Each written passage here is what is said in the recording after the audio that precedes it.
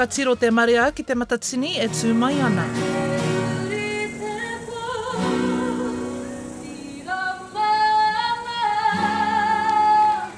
Engari kaore rātau I te mōhio, kei hea tērā whakataetae. Kei te āwangawanga te motu mō etihi o ngā āhuatanga whakariterite. E ai ki te pouakoa o kōkō tangiwai me te māngai o te poari o ngā Pākihi whakatekateka o Waitaha a Pūmautana, kei te tino taunaki rātau I Te Tau Ihu o Te Waka a Māui.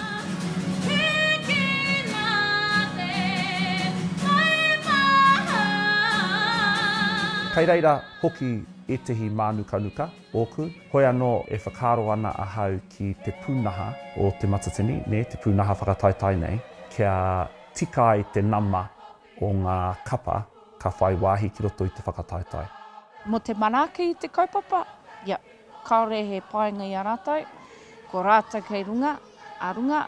No, I totally believe that a rohe is not going to tono for a kaupapa like this if they knew they didn't have the capacity to run it. So I think we just me whakapono tātou te iwi Māori. E rima te kaumārima ngā kapa I tū ai ki te kāhui maunga, a e whāno te rohe o Waitaha.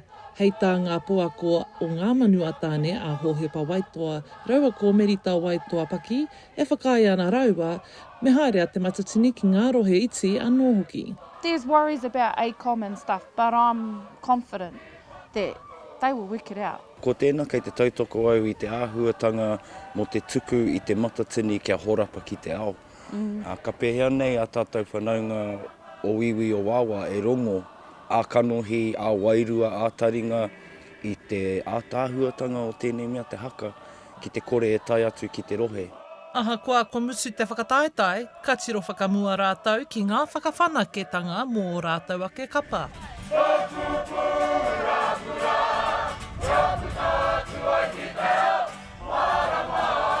Te tū ki ngā motu he mōmō whakamātautau I te hunga taiohi, kia mātua mōhio rātau ki te nui o te mahi, hei whakarite.